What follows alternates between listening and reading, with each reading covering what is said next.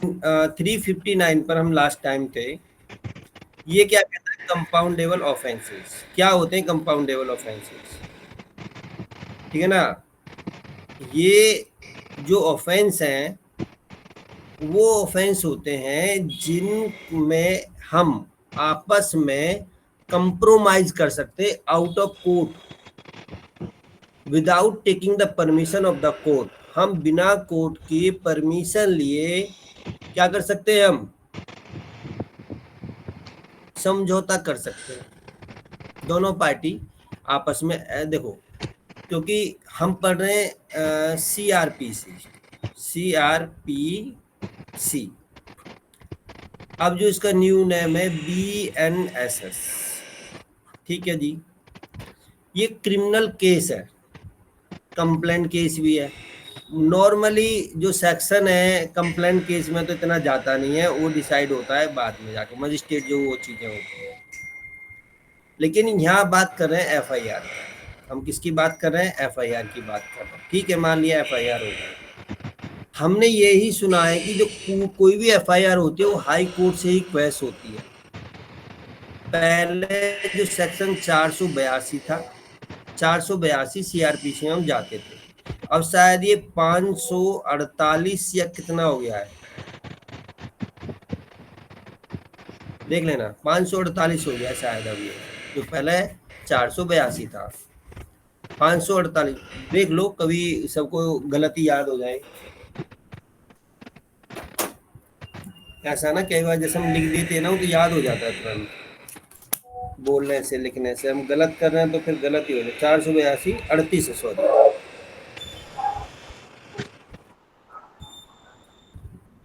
कौन से में है सर? 482 वाला?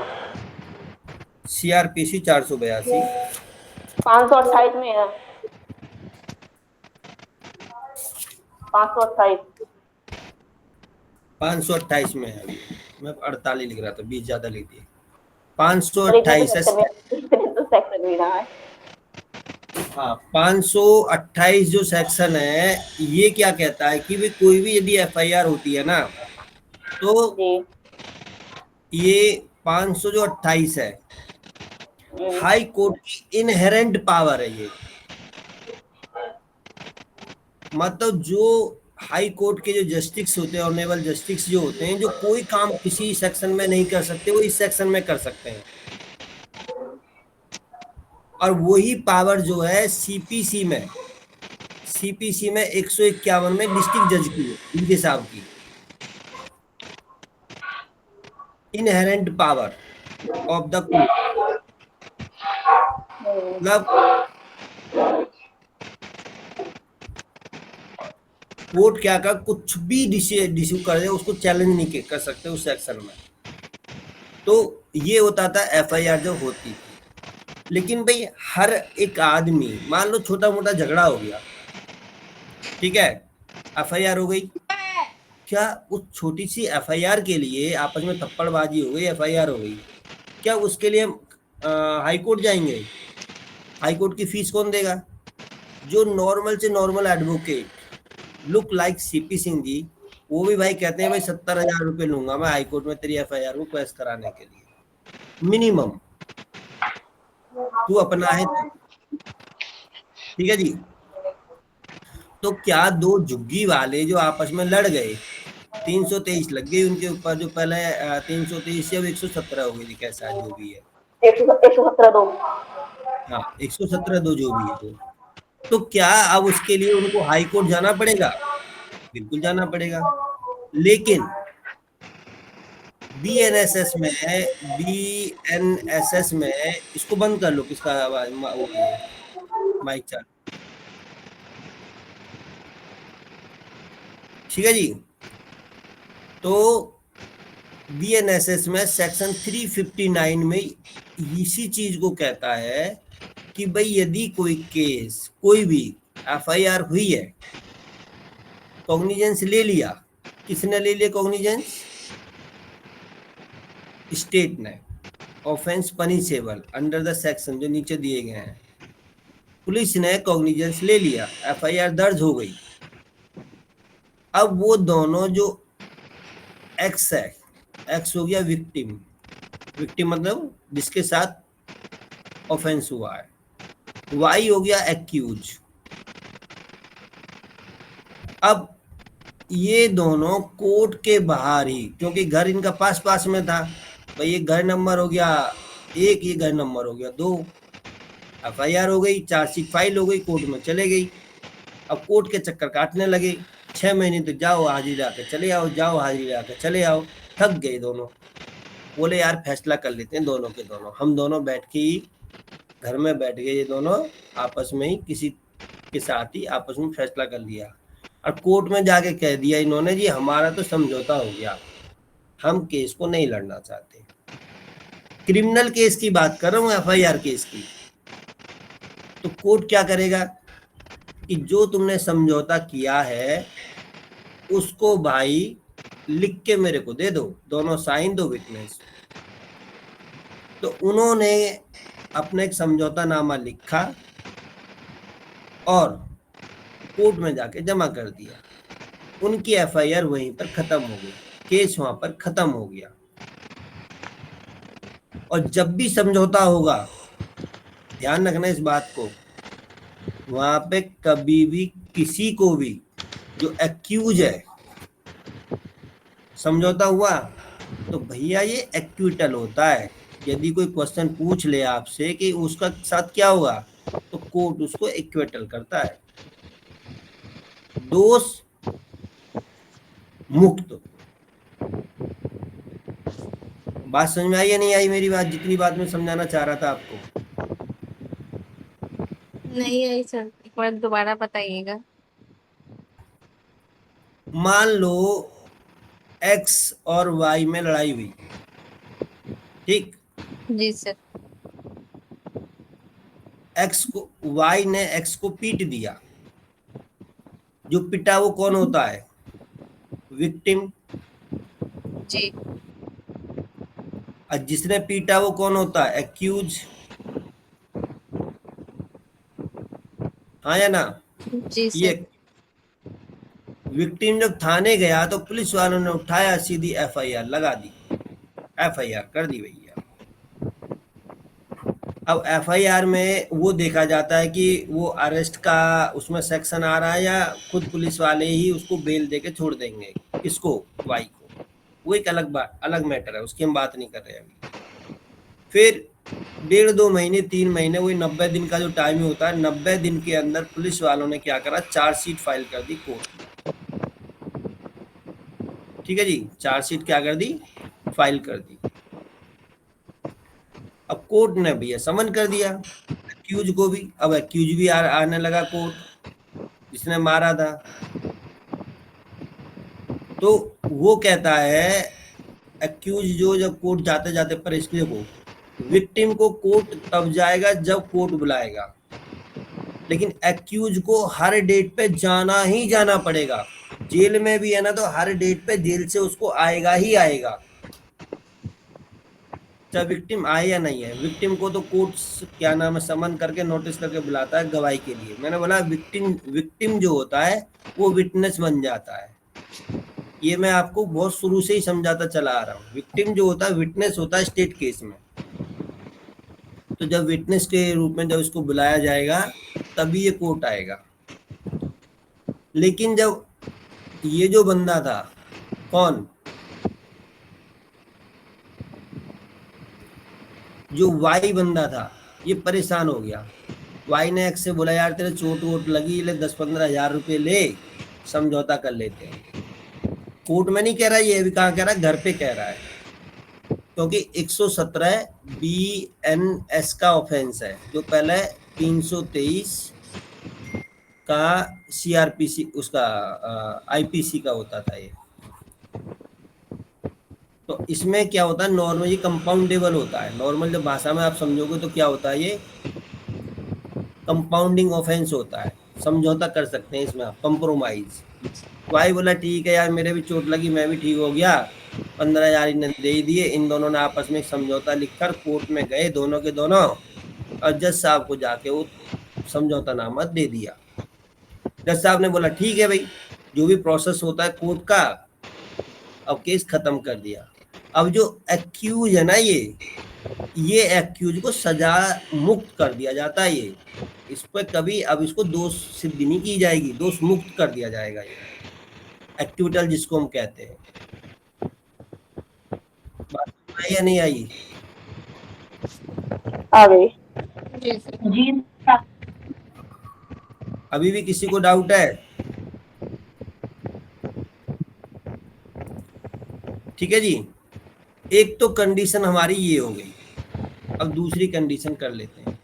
तो पहली कंडीशन में क्या था कि वो कोर्ट के बाहर ही उन्होंने समझौता कर लिया, कोर्ट से कोई मतलब नहीं था, ना कोर्ट में गए, ना जज साहब से परमिशन ली, ना कोई एप्लीकेशन लगाई। ठीक है, समझौता किया, कोर्ट में दे दिया। तो बीएनएसएस में क्या है, ये वाला फंडा है। ये जो सेक्शन दे रखे ना टेबल 1 में, इन सेक्शनों में ही केवल ये आउट ऑफ कोर्ट समझौता करके कोर्ट में दे सकते हैं। ठीक है, टेबल ये है, ये इसका ऑफेंस का फर्स्ट वाला ये कॉलम होता है। ये जो ऐसे ना, ये वाले इनको कहते हैं कॉलम। ठीक, और ऐसे जो बनाए जाते हैं इनको कहते हैं रॉ। ठीक है, ऐसे लाइन जो होती है रॉ होती है, और ऐसे जो खड़ी होती हैं कॉलम होते हैं। तो फर्स्ट कॉलम ये पूरा, सेकंड कॉलम में सेक्शन दे रखे हैं, किन किन सेक्शनों में हम कर सकते हैं, और थर्ड कॉलम में कौन कौन से उनको वो कर रखा है, डिस्क्राइब कर दिया उस केस को। Person by whom the offence में कंपाउंडेड, जो कंपाउंडेड करने वाला है। अच्छा, इसमें दोनों ही कर सकते हैं, ध्यान रखना। एक्यूज भी विक्टिम से समझौता कर सकता है, और विक्टिम भी एक्यूज से समझौता कर सकता है। अब देखो जी, अल्टरिंग वर्ड्स, उल्टी सीधी देना, गाली देना, गाली गलौज करना, विद द डेलिबरेटली, जानबूझकर, इंटेंशन से उसको चोट मार देना, उसके रिलीजियस पे धमकी देना। ठीक है, हिंदू मुस्लिम वाली जो बात होती है, ये सारा एनी पर्सन, किसी को भी। तो ये सेक्शन 300 में जाएगा, जो नया वाला हमारा बीएनएस है। इसमें क्या है, the person who religious feeling are intended आपकी टू, टेबल अलग है क्या सर? है आपकी टेबल अलग है क्या? क्या लिख रहा है इसमें? ये टेबल गलत हो सकती है, मैंने पहले भी बता दिया। ये सर गलत है सर, हमारे में तो 498 से वो सॉरी 84 से स्टार्ट और 132 तक 113 दो तो कोई है ही नहीं यार, सर। ये सोनम कोई मेरे को याद नहीं दिलाता कि मैं इसको नया पीडीएफ डाउनलोड कर लूं। इसमें 113 तो कोई सेक्शन ही नहीं है। नहीं, वो ये टेबल गलत है। मैंने बुक में देखा था ना, जब मैं कोर्ट से आया था, तो मैंने बुक में पढ़ी थी ये टेबल। हाँ, क्योंकि इसमें 114 है ही नहीं। वॉलेंटरी कॉजिंग हर्ट 300 122 एक आएगा सर इसका, तो वोकेशन वाला। ये 115 दो है ये, पर इसमें 113 दो दे रखा है। 84 से स्टार्ट है हमारे में। नहीं, जो सर सेक्शन पढ़ा रहे थे वॉलेंटरी कॉजिंग हर्ट वाला, वो है 115 दो।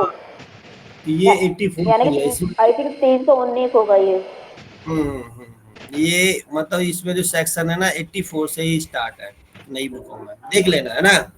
तो मैं सिर्फ समझाने की बात कर रहा हूँ, सेक्शन कोई भी हो। तो यहाँ पे जो इन्होंने फर्स्ट कॉलम में क्या दे रखा है कि क्या चोट लगी, कितनी लगी, कैसे लगी। अब जैसे कि कौन है इसमें, किसको फील हुआ, जो रिलीजियस था उसको ये फील हो गया कि भाई उसको तो घाव लग गया, गाली दी, मेरे धर्म को तुमने गाली दी। अब जैसे कि मान लो 4 आदमी है मोदी जी के भक्त, इंक्लूडिंग सीपी सिंह भी। वैसे मैं तो किसी का भक्त हूँ नहीं, बट मैं किसी को ना बुराई करता ना सुनता हूँ तो उठकर चला जाता हूँ, बोलता नहीं फालतू किसी से। अब कोई मोदी जी की बुराई कर रहे थे, एक वीडियो वायरल था, मैं देख रहा था सोशल मीडिया पे ही थोड़ी देर पहले। तो कोई गुड़गांव में मारुति कंपनी थी, तो उसका एम्प्लॉय ने कह रहा है मोदी जी को यहाँ रख दो, मोदी जी को वहाँ बैठा दो, मोदी नहीं, मोदी ये, मोदी कुत्ता, मोदी वो, ऐसा कर। वो वीडियो वायरल हो गई। वहाँ के लोकल बंदों ने वीडियो जैसे पता लगा, सारे आए, पूरे में शीशे वीशे तोड़ ताड़ने की धमकी देने लगे। और उसको आया, फिर उसको मुर्गा बना के जो कह रहा था ना, इतना मारा उसको, इतना मारा बहुत ज्यादा। तो क्या हुआ, जो जिसने मोदी जी को गाली दी और मोदी जी जैसे मैं यूं, मेरे हार्ट को क्या हो गया, वंडर्ड हो गया, मैं घायल हो गया मैं। तो ये सेक्शन जो भी है सेक्शन देख लेना। तो इस केस में भी हम लोग कंप्रोमाइज कर सकते हैं, ठीक है, आउट ऑफ कोर्ट। अब कोर्ट में जाके अपना कंप्रोमाइज जो नामा हमने बनाया है, जो सीट बनाई कंप्रोमाइज की, वो जमा कर देंगे, और जो एक्यूज है वो भी बरी हो जाएगा, और जो विक्टिम है वो भी अपना ले दे के करो, कुछ भी करो, या गांव के लोगों ने उस पर दबाव बनाया, कुछ भी बनाया, इस टाइप से जो ये होता है। तो मैं सिर्फ समझाना चाह रहा था आपको, कॉलम 1, कॉलम 2 और कॉलम 3, ये समझ में आया या नहीं आया, ये बता दो बस। बाकी तो सेक्शन से तो आप याद कर ही लोगे। अब जैसे यहाँ पे लिखा है डिक्टो, डिक्टो इसका मतलब क्या होता है? इसका मतलब होता है कि जो चीज इसमें लिखा है ना, ये वाला, ये सेक्शन है, द पर्सन कन्फाइंड, जिस पर्सन को डिटेन कर रखा है। कन्फाइंड का मतलब नजरबंद करना किसी को। तो इसमें भी जो इसमें क्या रखा रॉन्गफुली, ये 4 में, सब सेक्शन 4 में, इसमें भी डिक्टो का मतलब है यहाँ पर द पर्सन कन्फाइंड। अब समझ में आया? तो इन्होंने ये पूरा वर्ड यहाँ ना लिख के केवल डिक्टो लिख दिया। डिक्टो का मतलब जो ऊपर लिखा है वही सेम ये है। अरे सिंपल एग्जांपल, कई बार जैसे कि किसी के बच्चा पैदा हुआ, जिसे लड़की कंफाइन किया गया वही। जैसे किसी के लड़की पैदा हुई, तो कहते हैं छोटे बच्चे, तू तो पूरी डिक्टो अपनी माँ पे गई है, डिक्टो अपनी माँ पे गई है, वो वाला वर्ड है डिक्टो, कॉपी पेस्ट मतलब एक तरीका से। बाकी ये सारा लिखा हुआ है, इनको पढ़ लेना है। मैंने डिक्टो का भी मीनिंग बता दिया आपको, सब चीज मैंने करा दी। अब आते हैं 2 पर। वो वाला जो था हमारा 300 क्या है जी, 59, 359 का सबसेक्शन 1 था, जो कोर्ट के बाहर कंप्रोमाइज कर सकते हैं without taking the permission of court. Court के बिना परमिशन के लिए हम क्या कर सकते हैं, समझौता कर सकते हैं। लेकिन भाई अब जो ये सबसेक्शन 2 चल रहा है, ये कहता है जो ऑफेंस है, पनिशेबल जो ऑफेंस है, ठीक है, जो फर्स्ट 2 कॉलम है वही वाली बात है, 1, 2 और 3 ये दिखा रखा है। ये कहते हैं भाई इसमें यदि आप पढ़ोगे तो बिना कोर्ट की परमिशन के आप कंप्रोमाइज नहीं कर सकते। कंपाउंडेबल तो है, बी कंपाउंडेड, समझौता तो कर सकते हो यदि कोर्ट में केस पेंडिंग है। अब समझौता तो कर सकते हो, लेकिन आपको कोर्ट की परमिशन लेनी पड़ेगी। यदि कोर्ट अलाउ करेगा तो आप समझौता कर सकते हो, बट कोर्ट ने अलाउ कर दिया, तुमने समझौता भी कर लिया, लिखा ना with the permission of the court, साफ लिखा देखो, with the permission of the court before which may prosecution for such is pending. भाई कोर्ट में केस पेंडिंग है, चल रहा है अभी, तो आप कोर्ट से परमिशन लो। एक एप्लीकेशन लगती है बारगेनिंग की एक एप्लीकेशन लगाते हैं हम लोग, बारगेनिंग, शायद यही है जो मैं सही हूँ।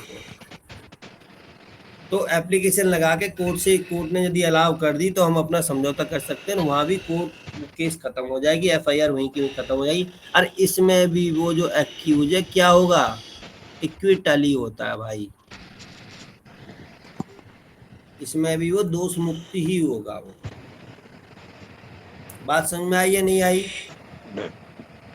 मतलब सबसेक्शन 1 में कोर्ट की परमिशन की जरूरत नहीं है, और सबसेक्शन 2 में हमें कोर्ट के परमिशन की जरूरत होती है।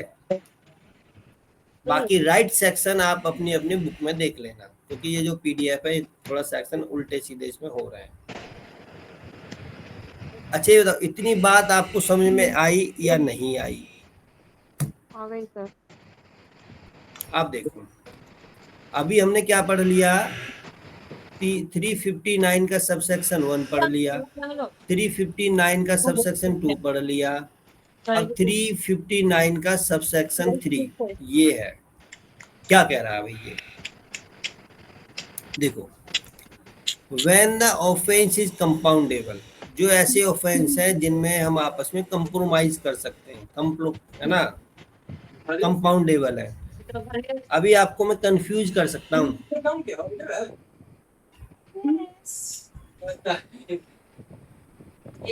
एक वर्ड आता है उधर कॉग्निजेबल, नॉन कॉग्निजेबल। हाँ जी, एक वर्ड आता है बेलेबल और नॉन बेलेबल। हाँ जी आता है। एक वर्ड आ गया कंपाउंडेबल और नॉन कंपाउंडेबल। हाँ जी, इन सारी चीजों को देख के कंफ्यूजन नहीं हो रही है? नहीं सर, नॉन कंपाउंडेबल तो है, उसमें उसमें समझौता किया ही नहीं जा सकता, सीधा है। हाँ और उसमें जो नहीं, आएंगे नॉन कंपाउंडेबल में जो आएंगे ऑफेंस वो आएंगे कौन से यार, जैसे मर्डर, रेप। मान लो ये भी ध्यान रखना, क्योंकि इसको ना नॉर्मली जब हम डीपली प्रैक्टिस करते हैं तभी कुछ हम आगे बढ़ते हैं, बट छोटे छोटे डाउट क्लियर हो जाएंगे। बेलेबल और नॉन बेलेबल बिल्कुल स्टार्टिंग में देखा जाता है, जी अरेस्ट सर। करने के टाइम की बात होती है, हम्म, और उससे भी पहले देखा जाता है कि कॉग्निजेबल है या नॉन कॉग्निजेबल है। जी सर। कॉग्निजेबल स्टार्टिंग में जब पुलिस के पास कोई बंदा जाएगा तो पुलिस क्या देखेगी, कॉग्निजेबल है या नॉन कॉग्निजेबल। जी, कॉग्निजेबल तो कॉग्निजेबल उसमें है, बिल तो दे ही नहीं सकती, बिल देगी ही नहीं। नहीं बेल तो हो जाती है, उसमें होता है। मतलब थाने से नहीं देगा, जो 41 के पे होता था 35 का। मेरे बच्चे वही तो मैं कह रहा, तुम्हें कंफ्यूज कर सकता हूँ, ये मत बोलो, उसका भी टेबल देखो। कई ऑफेंस ऐसे होते हैं बेलेबल होते और नॉन कंपाउंडेबल होते हैं, कई सेक्शन ऐसे होते हैं कि कॉग्निजेबल है और बेलेबल है, पुलिस ही उनको बेल दे देती है। अब जैसे हाँ, जैसे फोर कि नाइन, तीन सौ उसमें पुलिस चौवन भी दे देखो, देती है फोर्स। हाँ, तीन सौ उसमें चौवन पुलिस भी दे देती है। 354 क्या है, नॉन कंपाउंडेबल है, कॉग्निजेबल है, हम्म, नॉन, अरे वो नॉन, ओ सॉरी, बेल मिल जाती है उसको, वहीं से बेलेबल है वो। हम्म, कई बार बेल नहीं भी मिलती है। किडनैपिंग का है जो पहले 363 होता था, वो बेलेबल है, हम्म, किसी स्टेट में नॉन अवेलेबल है। यूपी में नॉन अवेलेबल था पहले, अब तो पता नहीं, अभी हमें ध्यान नहीं है। तो ये कंफ्यूजन भी अपने माइंड में कभी किसी के साथ बहस मत करना, मेरा समझाने का तात्पर्य ये था, क्योंकि मैं ऐसी गलतियां कर चुका हूं, मैंने उनकी सामने फीलिंग वाली बात आ चुकी है। सब कहते हैं अबे तो इतना पढ़ा लिखा मास्टर है, तेरे को ये नहीं है। गलतियां होती है कि जब हम प्रॉपर नहीं पढ़ते हैं तब वो गलतियां होती हैं। मेरे अंदर क्या था, ऊपर ऊपर देखा, हाँ जैसे तुमने लगाया ना भाई, बेलेबल है तो कंपाउंडेबल भी होगा, नहीं नहीं, ऐसा नहीं है। यही मेरी गलती थी। उस दिन से मैंने बोला भाई कुछ लॉ तो पॉइंट कुछ पे सेक्शन ऐसे हैं जो बेलेबल तो हैं, बट उनमें कंपाउंडेबल नहीं है, वो चीज उनमें समझौता नहीं किया जा सकता। इसलिए बिना टेबल के, बिना देखे हुए, बिना लॉ के नहीं बोलना चाहिए।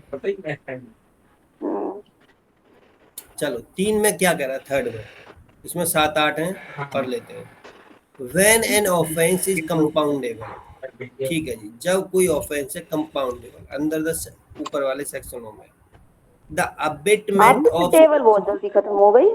तो और क्या पढ़ा था, अब ये तो रटने वाली टेबल है ये तो, अब पढ़ाऊंगा थोड़ी ही मैं, इसके सेक्शन गलत हैं थोड़े से। सारी गलत, थोड़े से क्या गलत है सर? हाँ हाँ, थोड़े सारे सेक्शन है, अब सेक्शन सही होते तो मैं पढ़ा था, अब गलत सेक्शन में इसलिए पढ़ा रहा कि वो माइंड में ना सेट हो जाती है कई बार, जैसे मैंने बोला सर, 500 आज की टेबल के सेक्शन अभी पीछे चल रहे हैं 2 क्लास, हमारी टेबल के 2 क्लास आगे चल रहे हैं। चलो,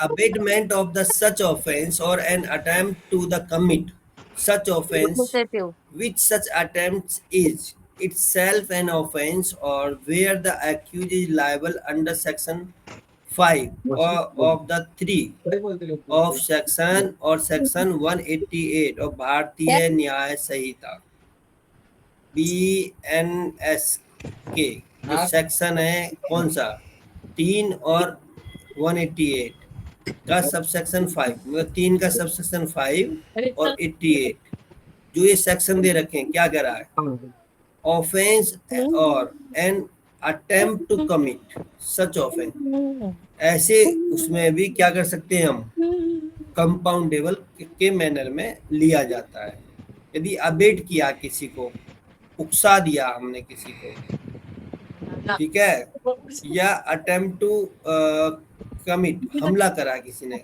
उस पर तो ऐसे केस में भी यदि वो इन सेक्शनों में आता है accused is liable under ये ध्यान रखना पर्टिकुलर सेक्शन है ये उसमें नहीं है मतलब 3 का सबसेक्शन 5 और 188 किसके BNS के तो इसमें हम उसको कंपाउंडेबल नेचर में ले आते हैं सलाह कर सकते हैं आउट ऑफ कोर्ट यदि इन सेक्शनों में ऑफेंस हुआ है तो नहीं आया समझ में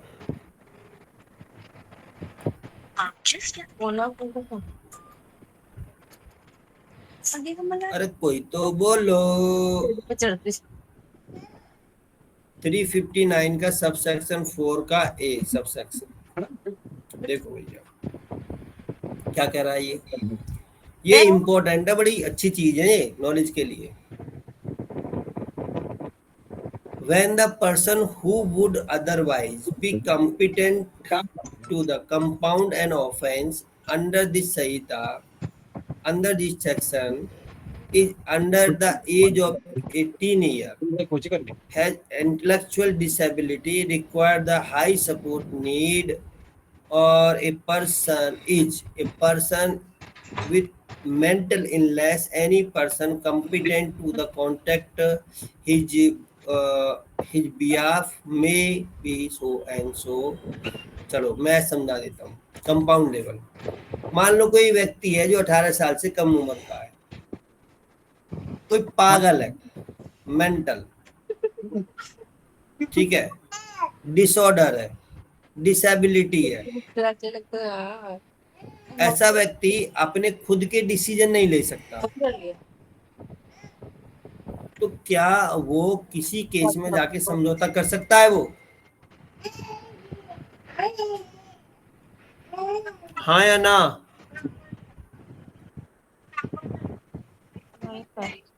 नहीं कर सकता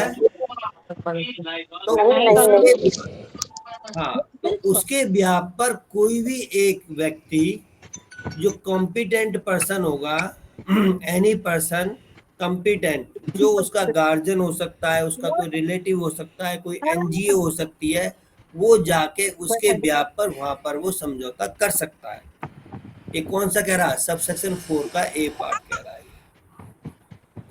बात समझ में आई नहीं आई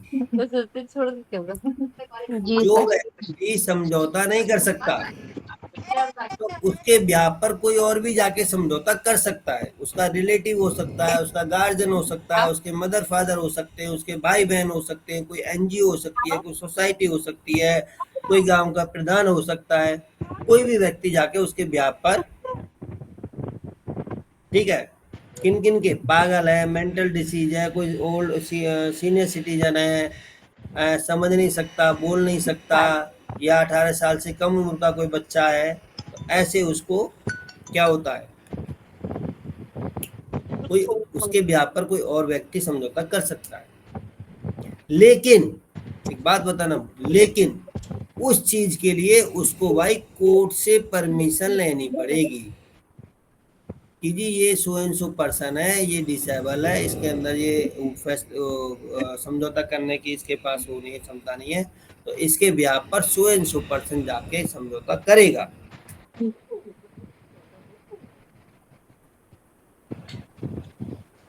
हाँ या ना जी sir.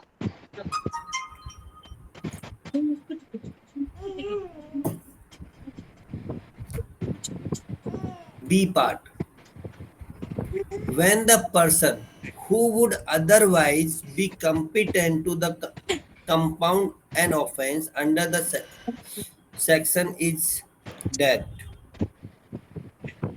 the legal representative is defined in the Code of Civil Procedure of the such person may, with consent of the court, compound with such. तो यह मान लो जो व्यक्ति था एक्स था और वाई, मैं लास्ट क्लास में बता रहा था, इन्होंने हर प्रोस्पेक्टिव से जो लॉ बनाया ना, पूरे प्रोस्पेक्टिव लगा दिए लॉ को बनाने में, और इतना बढ़िया लॉ बनाया कि जो तुम सोच भी नहीं सकते ना, वो भी इन्होंने यहाँ पर वो कर रखा है सारी चीजें। ठीक है, इन्होंने बोला कि मान लो एक्स हमारा विक्टिम था और वाई हमारा एक्यूज था। एक्स की डेथ हो जाती किसी और तरीका से, नेचुरल डेथ, मतलब झगड़ा हुआ कोई बात नहीं, अब उसका 2 महीने 4 महीने बाद में नेचुरल तरीका से डेथ हो जाती है। अब क्या करेंगे जी हम? अब समझौता कौन करेगा? तो जो उसने अपना लीगल रिप्रेजेंटेटिव वो कर रखा था ना, क्या अपॉइंट कर रखा था लीगल रिप्रेजेंटेटिव, क्या होगा? वो उस डेथ पर्सन जो है, जो विक्टिम की डेथ हो गई है या एक्यूज की डेथ हो गई, उसके ब्याह पर समझौता कर सकता है, बट उसको भी कोर्ट की परमिशन लेना पड़ेगा, consent of the court. Permission नहीं है, कंसेंट है। ऊपर वाले में परमिशन था या कंसेंट है, कोर्ट की कंसेंट से वो क्या कर सकता है, समझौता कर सकता है। बी पार्ट समझ में आया नहीं आया? जी सर। ओके जी, समझ में आ गया। 5वां देखो, when the accused has been committed for the trial, when he has been convicted and an appeal is pending, no composition for the offence shall be allowed without the leave of the court to which he is committed, or as the case may before the appeal is to be heard। क्या कह रहा भाई, ये बड़ा मस्त point है, ये समझो इसको। एक्यूज का ट्रायल कमिटेड हो चुका है, has been committed, third form लग गई, हो चुका है, और उसको उस ऑर्डर में कन्विक्टेड भी कर दिया है, सजा भी दे दी है भाई, सेंटेंस नहीं दिया है अभी, ऑफेंस कन्विक्टेड हो गया है, तो वो भाई कहाँ जाएगा? अपील में जाएगा, अपीलेंट कोर्ट में। और अपील हमारी क्या है? पेंडिंग है, अभी अपील पेंडिंग पड़ी है कोर्ट में। No composition for the offence shall be allowed without the leave of the court to which he is committed. तो ऐसे केस में बिना कोर्ट में जाए हुए, बिना कोर्ट के छोड़े हुए आप जो है उसमें कंप्रोमाइज नहीं कर सकते इन केसों में। एज द केस में be before this the appeal is to be hear, जब तक उसकी अपील सुन ना ली जाए तब तक कंप्रोमाइज नहीं कर सकते। आगे देखो जी, 6, हाई कोर्ट और court of session. High court पता ही है, हाई कोर्ट जो होता है क्रिमिनल कोर्ट का सबसे बड़ा कोर्ट होता है। कोर्ट ऑफ सेशन डिस्ट्रिक्ट का सबसे बड़ा कोर्ट होता है। किसका बता रहा हूँ? क्रिमिनल का। हाई कोर्ट स्टेट का और सेशन कोर्ट डिस्ट्रिक्ट का। acting in the exercise of its power of revise under section 442 may allow any presence to the person to compound any offense which such person is competent to the compound under this सही section। जो ऊपर section में compoundable है, तो high court और session court की power है कि भाई वो जाए, आप लोग जाओ हाई कोर्ट में या क्या नाम है सेशन कोर्ट में, या मान लो सीजीएम के पास केस चल रहा है, तो आप चले जाओ सेशन कोर्ट में, जी हम आपस में कंप्रोमाइज करना चाहते हैं, सो एंड सो बात है, हम तो कोर्ट ऑफ सेशन की पावर है, अब डायरेक्ट हाई कोर्ट में जा सकते हो। ठीक है, जो इन्होंने पावर दी है 400, ये कंप्रोमाइज की है, ध्यान रखना, क्वेश्चन की नहीं है, क्वेश्चन का तो 528 ही है, inherent power of the high court है, बट ये जो 482 है 442 ये सेशन की भी है और हाई कोर्ट की भी।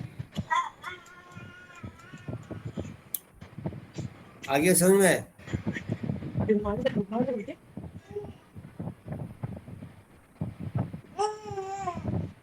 हाँ या ना?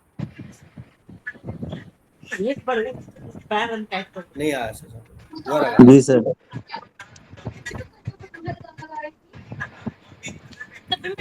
अरे विभू मैडम क्या हो गया? ममता जी, शर्मा जी, वर्मा जी, पांडे जी, मिश्रा जी, अरे कहाँ चले गए सब? मोबाइल दिखाया तो दिखा सकता, सो तो नहीं रहे आप, सोओगे तो फिर मेरे को भी नहीं सर जाग रहे हैं। चलो, no offence shall be compounded if the accused is by the reason of previous conviction liable either the enhanced punishment or punishment in the different kind of the such offenses। भाई जो आपको compoundable या compromise का जो option मिलता है one time मिलता है, एक ही बार केवल। यदि आप पहले से भी किसी भी ऑफेंस में कन्विक्टेड हो, सेम ऑफेंस में नहीं, किसी भी ऑफेंस में कन्विक्टेड हो, और दोबारा फिर तुम कंप्रोमाइज करने जा रहे हो कोर्ट में, जी हमें तो कंप्रोमाइज करना है, सो ये बात है जी, गलती होगी, तो क्या कंप्रोमाइज कोर्ट करने देगा? ना, और उसकी सजा और बढ़ जाएगी, जो हमने ऊपर पहले पढ़ लिया है।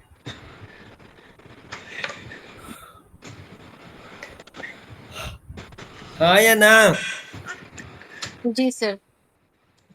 चलो 8वां, the composition of an offense under the Sahita shall have the effect of an acquittal of the accused with whom the offense has been compounded।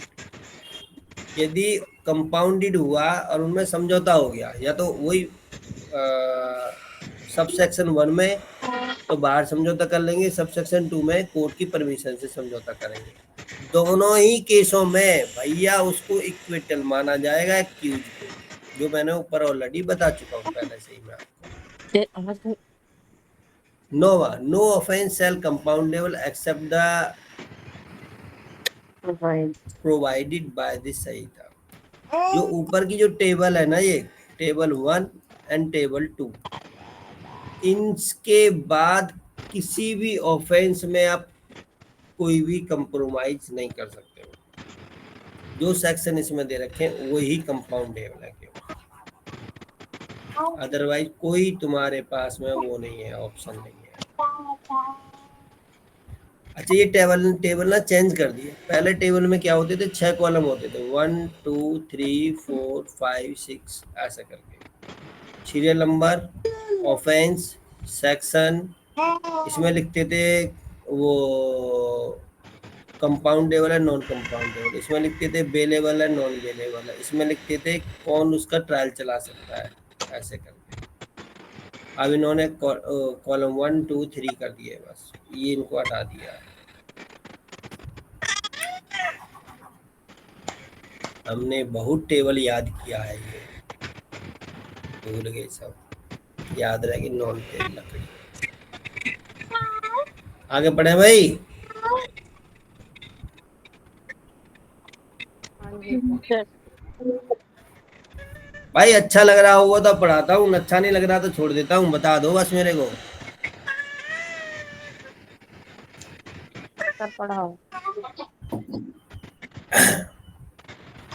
आज ये कनव सिंह साहब नहीं बोल रही, कहाँ गई है, क्या कहते हैं, प्रोसिक्यूशन कहते हैं, है ना, आया ना, जी सर।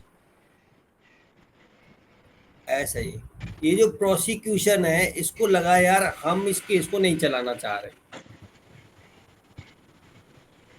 ठीक, हम तो इस केस को वापस लेना चाहते हैं, जो एफआईआर की है।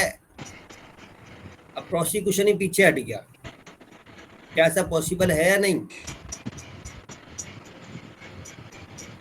बिल्कुल बिल्कुल है, पॉसिबल है। अब जो है, क्योंकि कोर्ट अलग चीज है, प्रोसिक्यूशन अलग चीज है, स्टेट और प्रोसिक्यूशन तो अलग है, वो तो एक तरीके से कंप्लेनेंट होते हैं, कोर्ट एक अपने आप में अलग बॉडी है। अब जो है प्रोसिक्यूशन ने बोला कि जो सो एंड सो केस चल रहा है हम इसको वापस ले रहे हैं, तो क्या प्रोसिक्यूशन एक बार केस फाइल करने के बाद उस केस को वापस ले सकता है या नहीं ले सकता? ले सकता है, किसी भी स्टेज पर ले सकता है, लेकिन जब भी वो उस केस को वापस लेगा तो उसको स्टेट गवर्नमेंट से परमिशन लेनी होगी,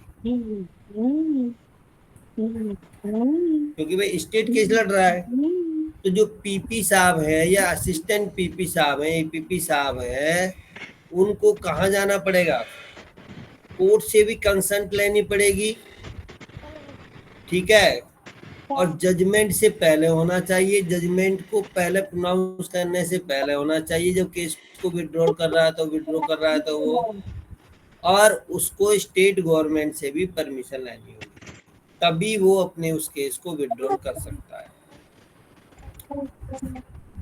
पढ़ लें इसको, देखो, पीपी साहब या एपीपी साहब in the charge of an case may be with the consent of the court at any time before the judgment is pronounced.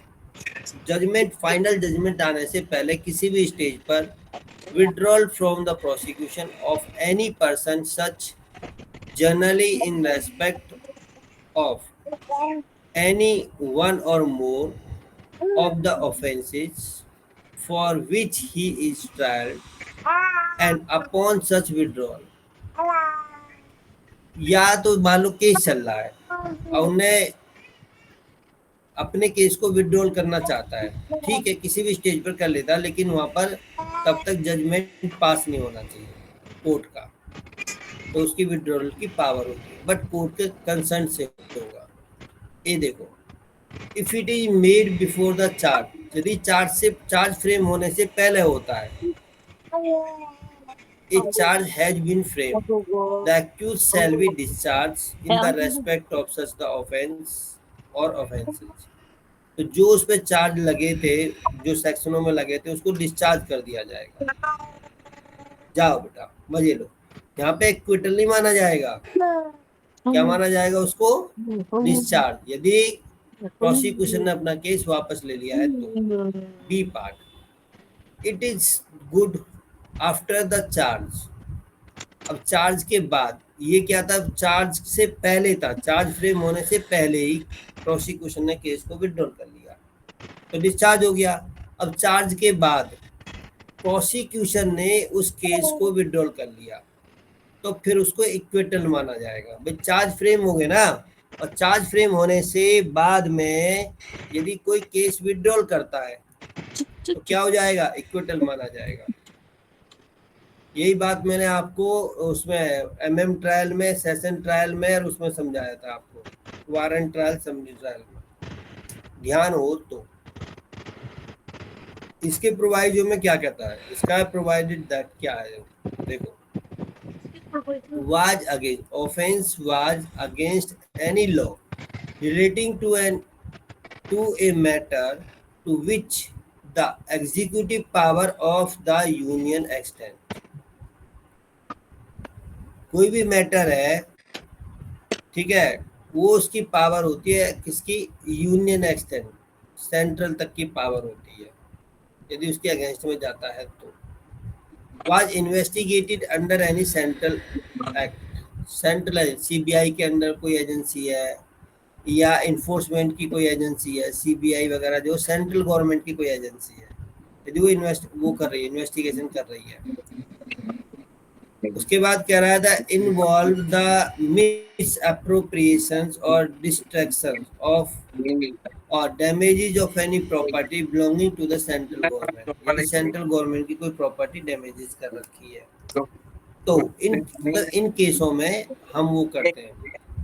Third क्या कहता है, was the committed any person by any person of the service the central government while acting the purporting act discharge of this of his official duty।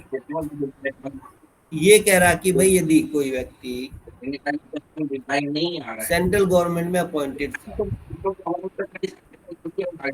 इसमें fourth वाले में, और उसके against कोई ऐसा ऑफेंस होता है, गवर्नमेंट उसको वापस ले लेती है तो उसको डिस्चार्ज ही कर दिया जाए, ड्यूटी से भी हटा दिया जाएगा उसको। ये इसके वो है, क्या नाम है, प्रोवाइड। इसको पढ़ना ये इतना खास नहीं है वैसे।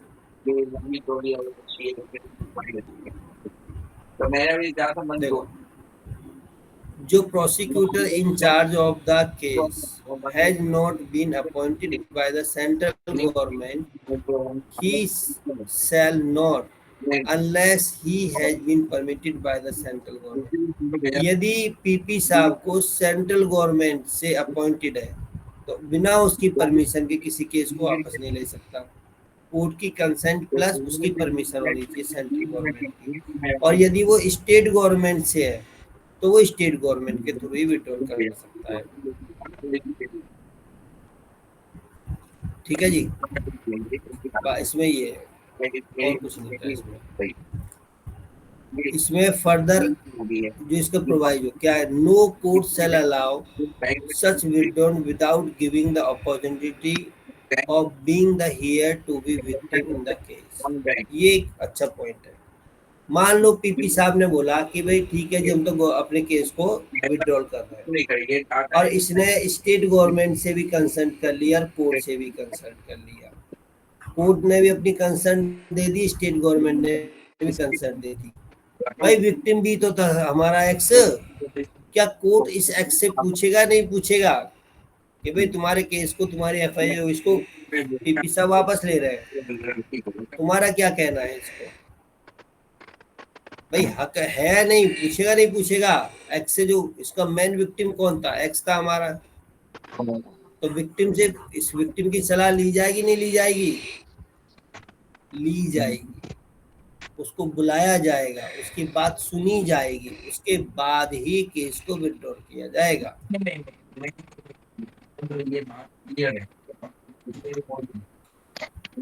जी सर।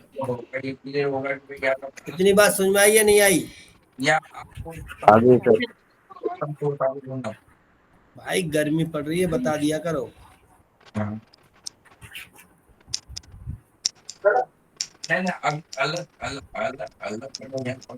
अब आपको नींद आए, सो कुछ भी करो, चैप्टर खत्म करना। 61 361 क्या है? Procedure in the cases which magistrate can not be disposed. ऐसे केस जिनमें मजिस्ट्रेट उन केसों को डिस्पोज नहीं कर सकता है तो क्या होगा? मजिस्ट्रेट का मतलब तो समझ रहे हो ना आप? जी सर। क्या बोल तो दिया जी सर, बताओ क्या होते हैं मजिस्ट्रेट साहब? बोला जाए क्या? मजिस्ट्रेट यानी जज साहब ना सर? क्या जी? मजिस्ट्रेट मतलब जज साहब के बारे में बता रहे। अरे कौन से जज साहब? वही तो मैंने बोला भाई, कितनी बार बोला रनिंग क्लासों में कि जब भी किसी मजिस्ट्रेट साहब का यहाँ नाम आएगा तो ये सीजीएम साहब हो सकते हैं, जुडिशियल मजिस्ट्रेट फर्स्ट क्लास हो सकते हैं, जुडिशियल मजिस्ट्रेट सेकंड क्लास हो सकते हैं, या एडिशनल चीफ जुडिशियल मजिस्ट्रेट हो सकते हैं। ये ही 4 होते हैं। जब भी मजिस्ट्रेट का नाम आए तो चारों में कोई भी हो सकता है। बात समझ में आई या नहीं आई? इन्हीं को मजिस्ट्रेट कहते हैं। जी। चलो जी, नहीं, अब तो मिलने के लिए तो मजिस्ट्रेट साहब कैन नॉट डिस्पोज ऑफ, नहीं कर सकते, खत्म नहीं कर सकते। देखो जी 361 का first, if in the course of any inquiry into an offense or a trial before the magistrate in any district, किसी भी जिले में, the evidence appears to him to the warrant is presumed। क्या कह रहा है भाई? बोलो।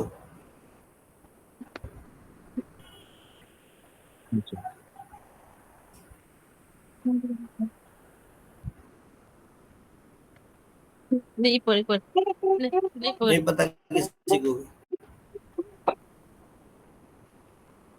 भाई साहब, अरे कम से कम ना तो बोलो।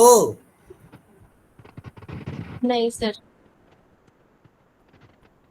सारे बोलो नहीं सर, नहीं सर, नहीं सर। हाथ को हटा के, माइक को हटा के नहीं बोलो, तब आगे बढ़ूंगा। ये तो क्लास ओवर। सर नहीं पता है, आप बताइए। अरे एक जना बोलना ना नहीं पता, सारे बोलो। नहीं पता सर। नहीं पता सर। हाँ चल रही है, सो नहीं रहे लोग अभी भी पता। मान लो एक केस फाइल किया गाजियाबाद में, ठीक इसके बगल में भाई, कौन सी उसकी होती है? इंक्वायरी या ट्रायल चालू हो गया गाजियाबाद में ही मजिस्ट्रेट साहब के पास। बाद में पता लगा भाई ये तो गाजियाबाद का ज्यूरिडिक्शन नहीं बनता, ये जज साहब तो इस केस की ट्रायल ही नहीं कर सकते, इंक्वायरी ट्रायल नहीं कर सकते। और वहां तक ट्रायल हमारा आधा चल गया था, नहीं होते कि उसके लड़ना जो चाहिए। हमारा ट्रायल था आधा चल गया, विटनेस भी हो गए, प्रोसिक्यूशन हो गया, मटेरियल एविडेंस वगैरह सारे देख लिए कोर्ट ने, जज साहब ने। बाद में पता लगा भाई ये तो बुलंदशहर का केस था, वहां ज्यूरिडिक्शन बनती है इसकी। तो तुरंत ये जो गाजियाबाद के मजिस्ट्रेट साहब हैं क्या करेंगे? तो ट्रांसफर कर देंगे। हाँ, उस फाइल को राइट ज्यूरिडिक्शन वाले कहाँ पर, मजिस्ट्रेट साहब के पास में उस फाइल को कमिटेड कर देंगे। ट्रांसफर नहीं कहते हम यहाँ पर, इस फाइल क्या कहते हैं, कमिटेड कहते हैं। 2 केसों में कमिटेड कहते हैं। एक तो कहाँ पर, जैसे मान लो सीजीएम साहब के पास में केस आया, केस था 102 का, 103 का मर्डर का केस था। तो एविडेंस इकट्ठा करना किसकी ड्यूटी है? 103 में से कोर्ट ऑफ सेशन की है या चीफ जुडिशरी मजिस्ट्रेट की है? बताओ भाई। कोर्ट ऑफ सेशन की। ना मुन्ना ना, जो फाइल होगी वो कोर्ट ऑफ सेशन में नहीं होगी।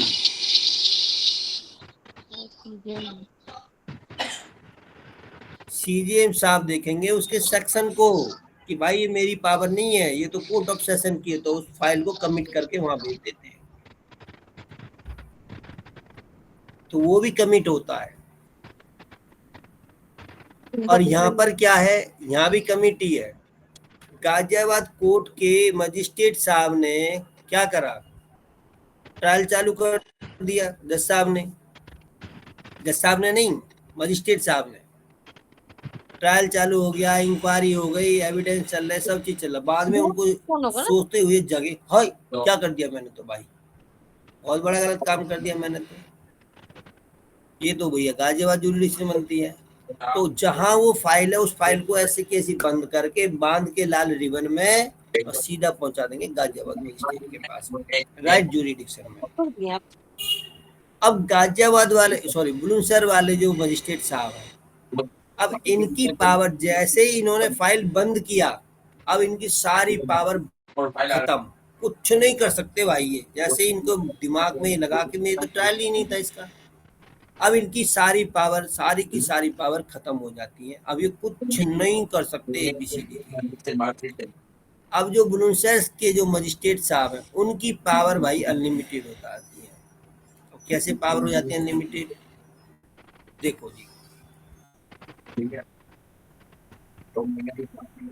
उनकी मर्जी है कि उसका ट्रायल जितना हो चुका है उससे आगे चलाएं, पहली कंडीशन। दूसरी कंडीशन, उनकी मर्जी है, जैसे मान लो CGM साहब के पास गई, CGM साहब खुद से सुने या किसी सबॉर्डिनेट को, जुडिशियल मजिस्ट्रेट फर्स्ट क्लास को अपॉइंट कर दें उसके लिए। तीसरी मर्जी, वो ट्रायल को शुरू से स्टार्ट करेंगे, इंक्वायरी भी और ट्रायल शुरू से स्टार्ट करेंगे, सारे एविडेंस, सारे विटनेसेस, सारा एग्जामिनेशन, क्रॉस एग्जामिनेशन वो अपनी मर्जी से सुनेंगे, अपनी मर्जी से करेंगे। ये किसकी पावर है, उन्हीं मजिस्ट्रेट साहब की। बात समझ में आई या नहीं आई? ये कहता है सेक्शन 361। नहीं आई समझ में? सर एक बार दोबारा बताइएगा, जी दोबारा से बताइएगा सर एक बार। चलो लाइन टू लाइन पढ़ के समझा लेते हैं। सब सेक्शन 1 क्या कहता है, if in the course of any query, कोई इंक्वायरी चल रही है, इनटू द ऑफेंस और या trial before the magistrate in any district, किसी भी जिले में, the evidence appears to him to the warrant and presumed, evidence ला रहे हैं, चल रहा है, सब चीज चल रहा है, ट्रायल या इंक्वायरी तक दोनों में कुछ भी चल रहा है उसका, तो इस केस में प्रिज्यूम क्या करा जाएगा, that he has no jurisdiction to trial the case और commit it for the trial. यदि उसकी अपना की जुरिडिक्शन नहीं है उस केस को ट्रायल करने की मजिस्ट्रेट साहब की, तो उस फाइल को कमिट करके ट्रायल के लिए उसको राइट जुरिडिक्शन में भेज दिया जाएगा। Number A, B, that the case is one which should be tried or committed for the trial by some other magistrate in the district, और फिर वो जिस डिस्ट्रिक्ट में जाएगा उस मजिस्ट्रेट के पास में उसका ट्रायल चलेगा जहां पर वो कमिटेड होके फाइल गई है। आपको देख रही है, मैंने एग्जांपल दिया था गाजियाबाद और बुलंदशहर का, BSR का।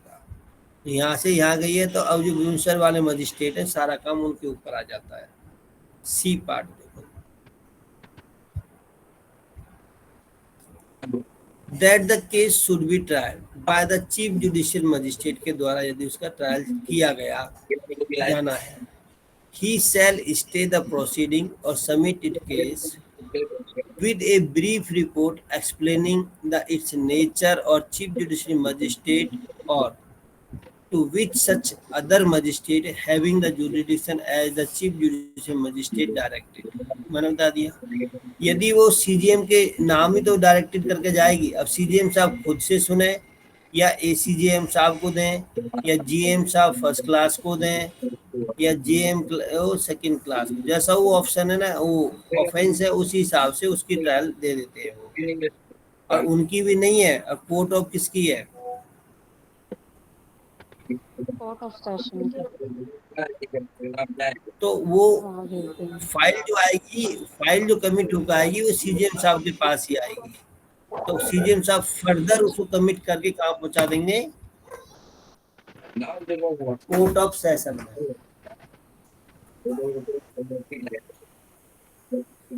ठीक है जी।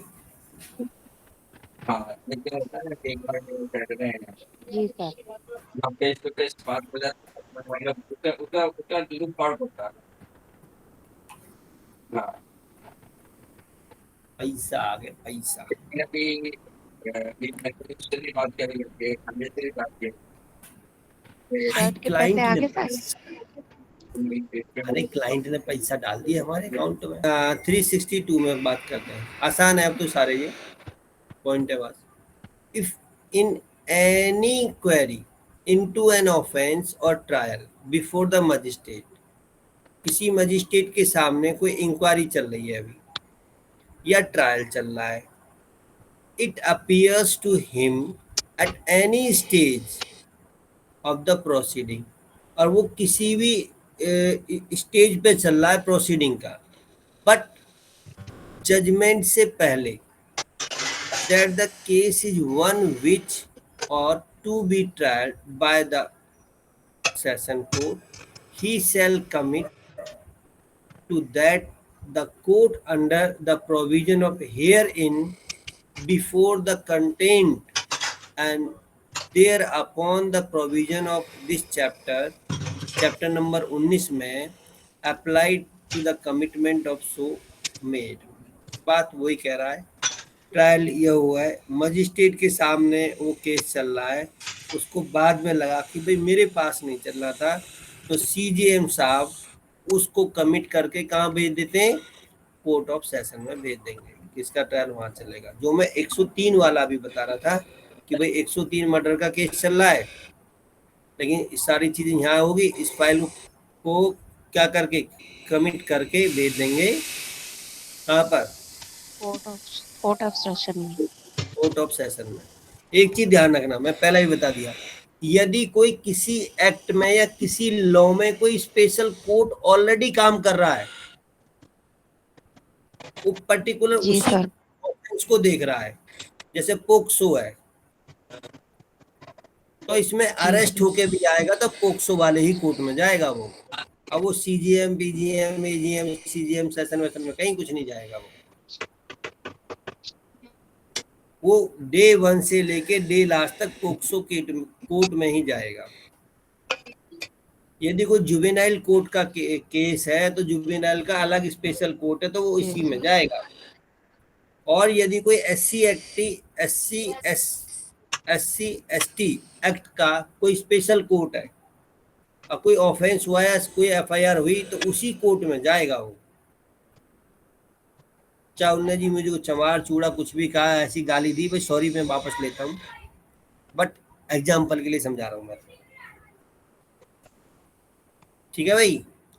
तो जो ऑफेंस के लिए या किसी लॉ के लिए, किसी स्पेशल लॉ के लिए कोई स्पेशल कोर्ट है, तो वो शुरू से लेकर एंड तक उसी कोर्ट में जाएगा। अब जैसे सीबीआई से रिलेटेड केस है, ऑल इंडिया के सारे कोर्ट राउज एवेन्यू आते हैं दिल्ली में, पूरी सीबीआई कहीं से भी छापा मारे, कुछ भी करे, उठा के पटक देती है राउज एवेन्यू दिल्ली में, उसको देखते हैं। इवन और कहीं हो सकते हैं, बट मैंने जो देखा मुंबई, महाराष्ट्र, सारे कोर्ट राउज एवेन्यू में चलते हैं, वो सीबीआई कोर्ट के नाम से जानी जाती है।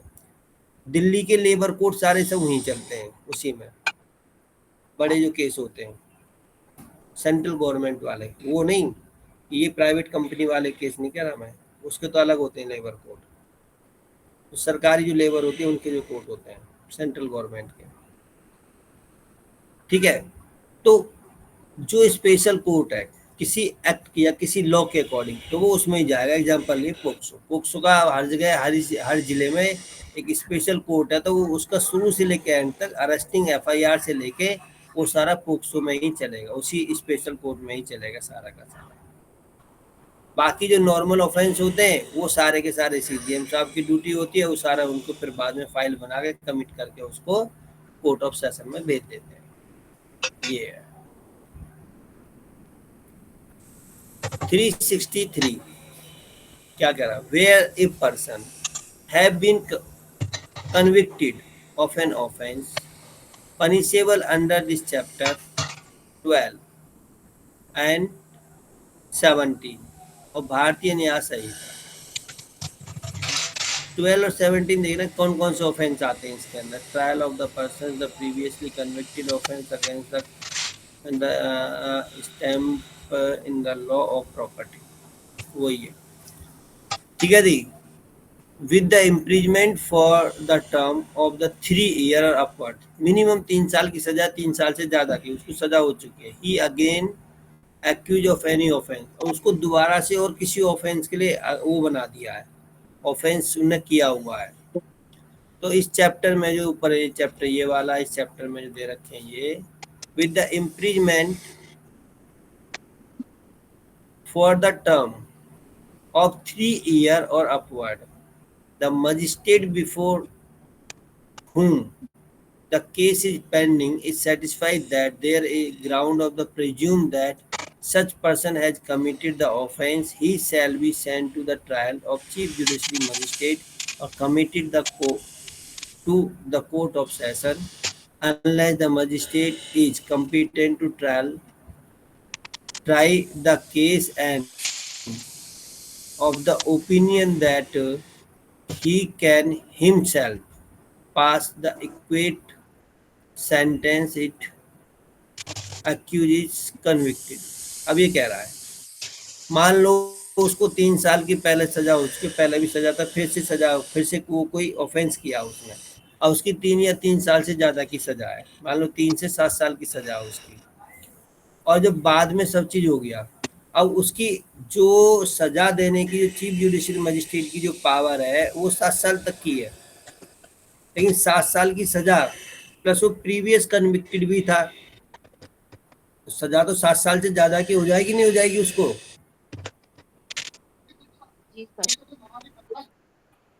तो जब सजा 7 साल से ज्यादा की हो गई और चीफ जुडिशियल मजिस्ट्रेट की जो पावर है वो केवल 7 साल तक की है, तो क्या वो केस वो सजा दे सकता है? नहीं सर, वो कमिट कर देंगे कोर्ट ऑफ सेशन को. यस, क्योंकि चीफ जुडिशियल मजिस्ट्रेट की पावर 7 साल तक की सजा की है.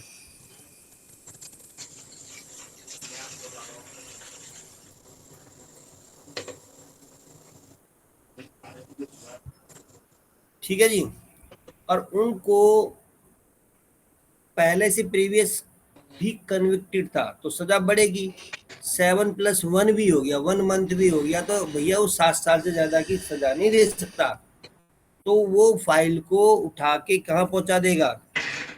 कोर्ट ऑफ सेशन में. Court of session. अब कोर्ट ऑफ सेशन क्या करेगा? अब वो ट्रायल वायल कुछ नहीं करेगा, क्योंकि ट्रायल तो कंप्लीट हो गया, नीचे ही सेंटेंस भी हो गया था, केवल पनिशमेंट देना था उसको, तो पनिशमेंट के लिए वो कोर्ट ऑफ सेशन में चली जाएगी फाइल. क्यों जाएगी?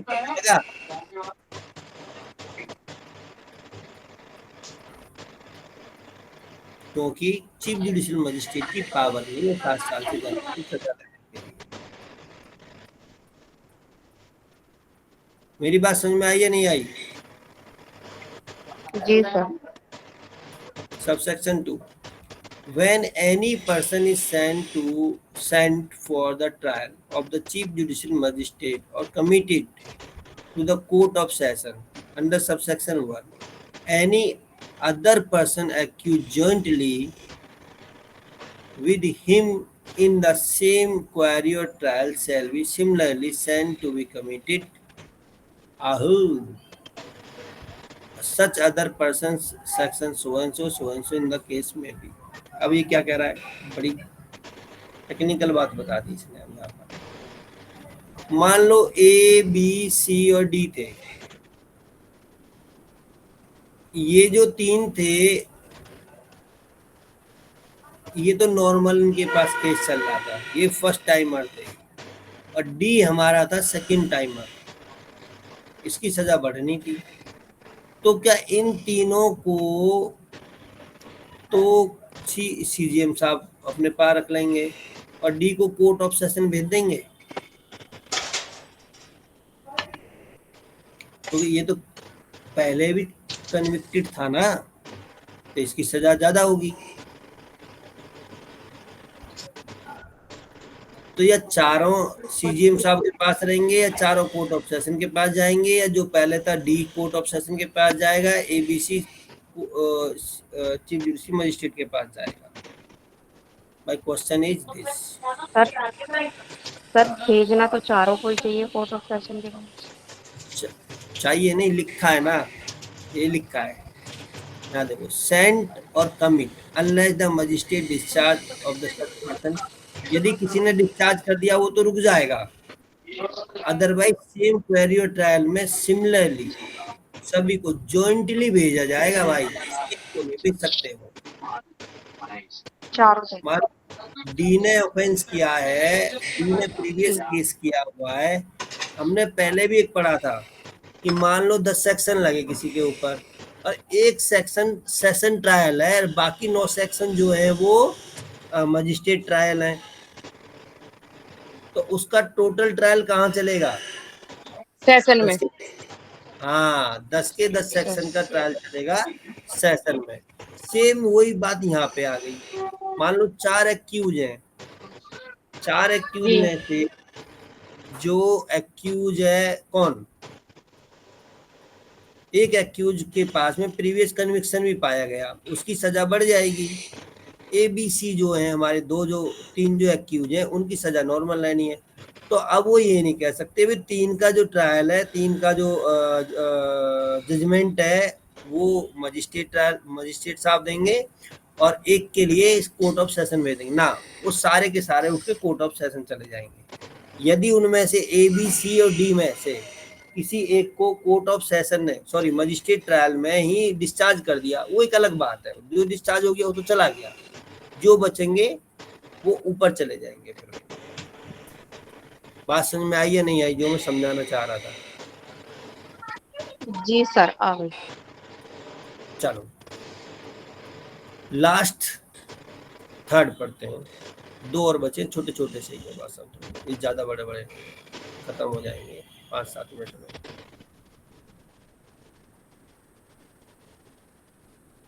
64 का subsection 1, whenever the magistrate is of opinion after hearing the evidence for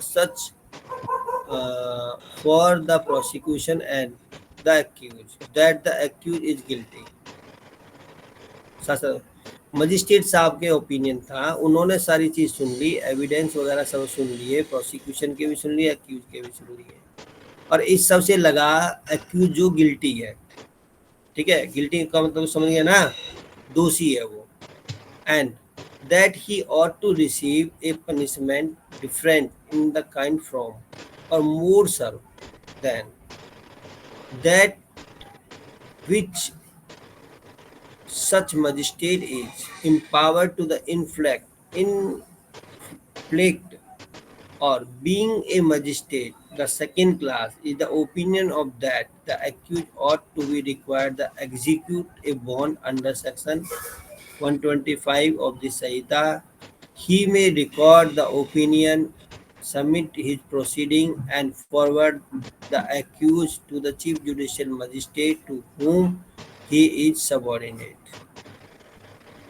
बात समझ में आई? मान लो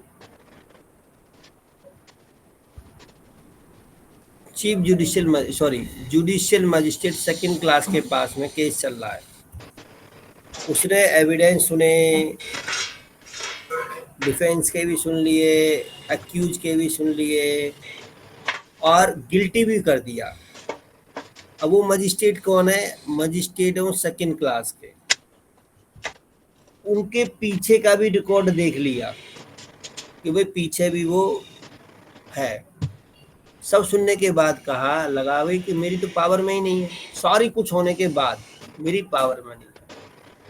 तो अब यहाँ पर chief judicial magistrate second class क्या करेंगे? उसका एक बेल बॉन्ड भरवा लेंगे, बॉन्ड भरवाएंगे, उसको रिकॉर्ड पे लेके आएंगे, रिकॉर्ड पे लाके सारी बातों को सबमिट करेंगे और सारी प्रोसीडिंग को इकट्ठा करके उस फाइल को कमिट करके चीफ जुडिशियल मजिस्ट्रेट के पास भेज देंगे। ये तो पता ही है, जो सेकंड क्लास की पावर होती है उससे ज़्यादा पावर फर्स्ट क्लास की होती है और उससे ज़्यादा पावर चीफ जुडिशियल मजिस्ट्रेट की होती है, ठीक है।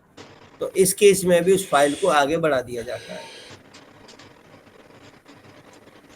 Second part, when the more accused person than one are being the trial together the magistrate considered it's necessary to proceed under subsection 1 in regard of any of such accused, he shall forward all accused.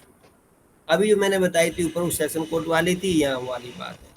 यदि किसी, मान लो 4-5 accused थे, एक guilty पा लिया, बाकी का भी देखना था, ठीक है, या बाकी का एक गिल्टी हो गया और बाकी का भी गिल्टी नहीं हुए उनके नज़रों में, जो मजिस्ट्रेट साहब, तो अब वो मजिस्ट्रेट साहब रिस्क नहीं लेंगे अपने ऊपर, वो सबको ही उठा के, भाई ये पूरी फाइल उठाओ, चीफ जुडिशियल मजिस्ट्रेट देखेगा, मुझे नहीं, कुछ नहीं करना है इस फाइल में।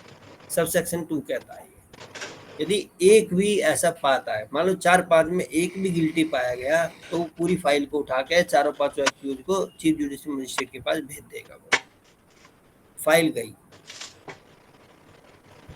बात समझ में आई या नहीं आई? जी सर। अब जो थर्ड पॉइंट है, ये क्या कहता है, अब जब जैसे ही वो फाइल कमिट होकर चीफ जुडिशियल मजिस्ट्रेट के पास आ गई, अब चीफ जुडिशियल मजिस्ट्रेट की भाई फुल पावर है, वो दोबारा से एग्जामिन करे, इंक्वायरी करे, रिकॉल करे विटनेस को, विटनेस का एग्जामिनेशन करेगा, क्रॉस एग्जामिनेशन करवाएगा, जो वो कर सकता है वो खुद करे, या जो उसके सबऑर्डिनेट कोर्ट ने उसको फाइल बना के दिया उसकी को आगे बढ़ा दे। किसकी पावर है वो?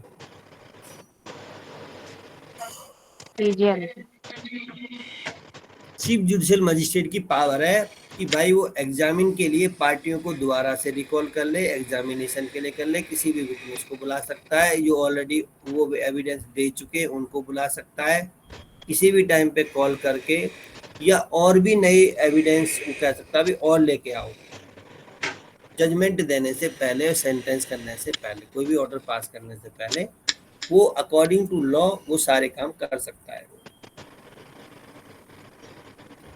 बात समझ में आई या नहीं आई? जी सर।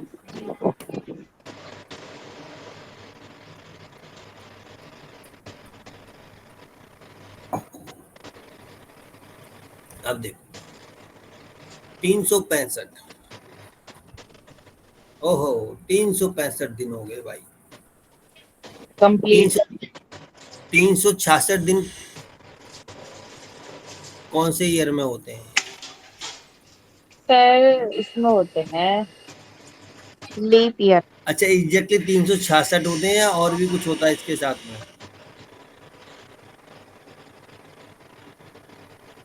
366 1/4 भी, 1/4 भी होता है। 1/4 बोले तो सर 6 घंटे। अच्छा अच्छा अच्छा। 366 दिन, डेज और 6 घंटे, 6 चौक 24 है ना, तो 24 को 4 से भाग कर कितना आएगा? 4 2 24, 6 8, इतने का होता है ये 4 साल में, मतलब 30 घंटे दिन बढ़ जाता है 4 साल में, 30 आवर, 24 दिन ये और 6 घंटे ये, तो 30 आवर्स का समय बढ़ जाता है 24 घंटे के अंदर। जो हमारे ग्रह वगैरह घूमते हैं ना, वो सारे उनका चक्कर, पृथ्वी का वो जो भी चक्कर लगाते हैं, XYZ, भूल गया आपको सब। साइंस भी आती है भाई मेरे को, साइंस साइड का बच्चा था मैं अपने टाइम में। State after having the heard the record of the whole and partly, अच्छा हाँ है ना, the evidence in the inquiry or trial, cease to the exercise of the jurisdiction। अच्छा, वो ऊपर वाला जो मैंने jurisdiction वाली बात बताई थी ना, वो ये वाला जी। सेक्शन की एक्सप्लेनेशन भी मैंने ऊपर कर दिया था। ऊपर केवल जुरिडिक्शन में ट्रांसफर हो रही थी, गाजियाबाद बुलंदशहर वाला जो मैंने ऑप्शन दिया था आपको। अब यहाँ पे क्या वही है, यदि मान लो गाजियाबाद से फाइल कहाँ चली गई? बुलंदशहर चली गई DSR में, तो जितने भी इनने एविडेंस वगैरह कराए थे वो सारे के सारे क्या करा दिए जाएंगे? सीज करा दी जाएगी। सीज माने क्या होता है? लॉक, बंद करा दिए जाएंगे, वहीं की वहीं। कहते नहीं है भाई उसकी फैक्ट्री सीज कर दी, सील कहते हैं वैसे, सील नहीं होती, सीज होती है वो, ठीक है। अब जो बुलंदशहर वाले जो मजिस्ट्रेट साहब हैं, अब उनकी जो मैंने ऊपर एक्सप्लेनेशन किया वो यहाँ पर है, वो बिल्कुल फिक्स है क्या है? If the magistrate think fit the all the evidence done by the another magistrate whom have no proper jurisdiction, right jurisdiction, be continue, उनको वो कंटिन्यू कर सकता है, सेम आगे फर्दर आगे बढ़ा सकता है, उन्हीं को जो आगे हो चुका, या उसको वहीं सीज करके वहीं की वहीं लॉक कर देगा, बंद, अलग, उससे कोई मतलब नहीं है। वो अपना दोबारा से स्टार्ट कर सकता है, क्या करना, इंक्वायरी आता है। इंक्वायरी ट्रायल प्रोसीडिंग सारा दोबारा चलाएगा। ये उनकी अपनी पावर है। अच्छा मान लो 4 एक्यूज हैं, तो उसका भी मन है चारों में चारों की ए बी सी और डी की कर दे, चारों की, या किसी एक की स्टार्ट कर दे, वो उसकी फुल पावर है, फुल पावर को एक्सरसाइज कर सकता है 365 के 1 में। इसके प्रोवाइजो में क्या दे रखा है भाई, क्या देखो, इफ द सक्सीडिंग जज और मजिस्ट्रेट, सक्सीडिंग का मतलब क्या होता है,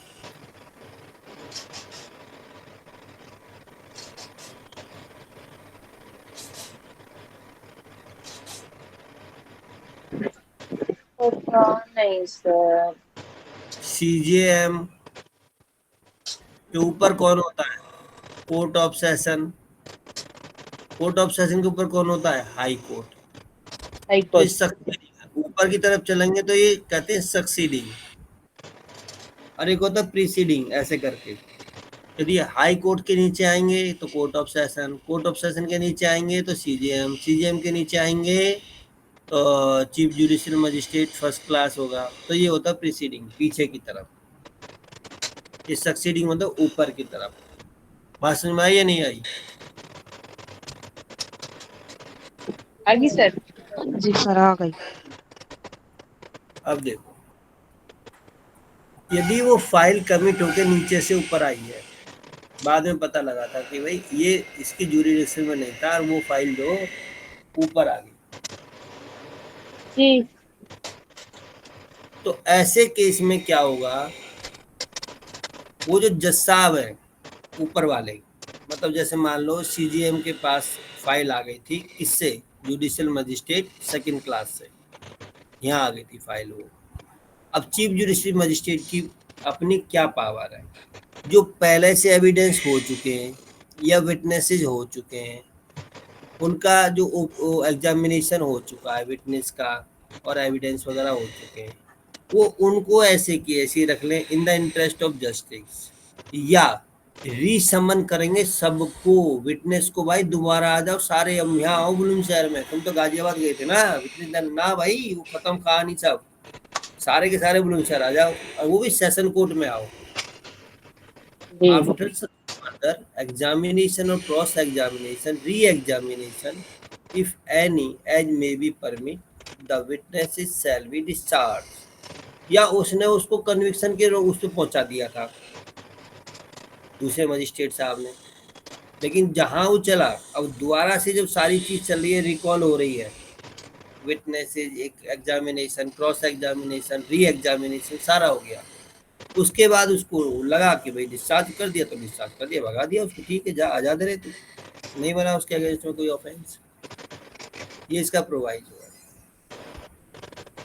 When a case is transferred under the provision of this Sahita, one judge to the another judge, from one magistrate to another magistrate, former shall be deemed to be ceased exercise the jurisdiction therein and succeed by the latter within the meaning of subsection 1। बस वही कह रहा है कि जब एक magistrate के पास से फाइल उसके सक्सेसिव उसके ऊपर के मजिस्ट्रेट के पास चली जाती है राइट जुरिडिक्शन में, तो जो उसके द्वारा जो भी एविडेंस वगैरह कराए जाते हैं वो सारे के सारे क्या होते हैं, सीज हो जाते हैं, बस ऊपर जाके। अब उनकी मर्जी है, वो उनको सुने ना सुने, देखे ना देखे, दोबारा से कराए ना कराए, ये वाली कहानी यहाँ पे आ रही है। Third, nothing in this section the apply of summary trial, ये सारी चीजें समरी ट्रायल में कोई अप्लाई नहीं किया जाएगा भाई, to case in which the proceedings has been staying under section 361 जो हमने पढ़ा था, the proceeding has been submitted to the superior magistrate under section 364। ऊपर कर तो जाएगा, मतलब पहुंचा तो दिया जाएगा, लेकिन उसकी दोबारा से कुछ नहीं होगा, क्योंकि समरी ट्रायल में ऐसा कुछ नहीं माना जाएगा, बस ये कह रहा है। अब ये ओपन कोर्ट और कैमरा प्रोसीडिंग के बारे में बता रहा 360।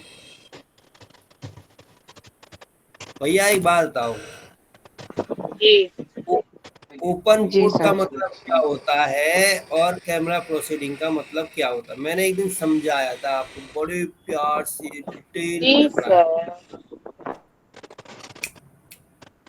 बताओ बच्चा लोग।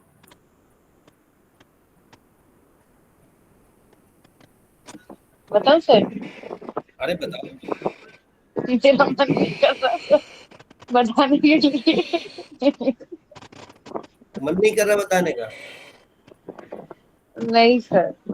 पांडे जी बताओ क्या होता है कैमरा प्रोसीडिंग और वो? सर आपने बताया था ना, कोर्ट में सबको खाली करवा दिया था, सिर्फ जज साहब रहते हैं, स्टेनो रहते हैं, रीडर साहब रहते हैं, और वो तो जिनकी बोलिए बेंचेस, क्या करना।